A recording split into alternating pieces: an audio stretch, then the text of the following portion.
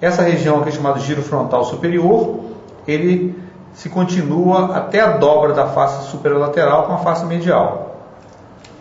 O giro frontal médio, ele tem uma formação paralela ao frontal superior, delimitada aqui pelo sulco frontal inferior, pelo sulco frontal superior, e abaixo do sulco frontal inferior, o giro frontal inferior. Então, 3 giros paralelos: giro frontal superior, giro frontal médio e giro frontal inferior. O sulco lateral é formado por um ramo posterior, que vai em direção ao lobo parietal, e na sua porção anterior ele se bifurca num ramo anterior muito pequeno e num ramo ascendente. Esses 3 ramos delimitam 3 regiões importantes do giro frontal inferior que participam no hemisfério dominante, que na maioria das pessoas é o hemisfério esquerdo, das áreas de linguagem. A porção anterior ao ramo anterior é conhecida como parte orbital do giro frontal inferior. Entre o ramo anterior e o ramo ascendente, nós temos uma parte triangular, ela recebe esse nome por ter um formato triangular, e a parte posterior ao ramo ascendente tem o formato de um opérculo, chamado de parte opercular. A parte triangular e a opercular estão associadas diretamente aos mecanismos de linguagem no hemisfério lateralizado para a linguagem, que na maioria das pessoas é o hemisfério esquerdo.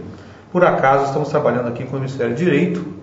Essas divisões nós observamos dos 2 lados, e no hemisfério dominante, essa área é responsável, então, pela expressão da linguagem, chamado centro cortical da palavra falada ou da expressão da linguagem. Na porção mais anterior do lobo frontal, geralmente na parte anterior ao sulco frontal superior e ao sulco frontal inferior, essa região é chamada de área pré-frontal. Essa área é desenvolvida nos primatas superiores, principalmente no homem, é uma área ligada a todo o processo de raciocínio abstrato, inteligência, consciência, raciocínio lógico, áreas de previsão. Portanto, é uma área que se desenvolve bastante no ser humano, no primata superior, principalmente no ser humano. Essa área, quando é afetada, você tem graves problemas ligados aos fenômenos de consciência, de inteligência e de previsão. O lobo temporal é a porção localizada abaixo do sulco lateral, ele é delimitado principalmente pelo ramo posterior do sulco lateral, toda essa região inferior, e ela é marcada por 3 giros paralelos: o giro temporal superior, o temporal médio e o temporal inferior. Quer dizer, é muito semelhante ao que a gente falou para o lobo frontal, a gente pode fazer a correspondência no lobo temporal.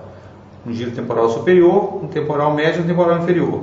Quem faz a limitação? O temporal superior, o limite superior é o sulco lateral, o limite inferior é o sulco temporal superior.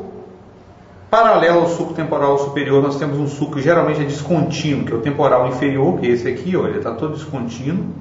Ele delimita, então, superiormente a ele, o giro temporal médio, e inferiormente a ele, o giro temporal inferior, que se continua para a face inferior do cérebro.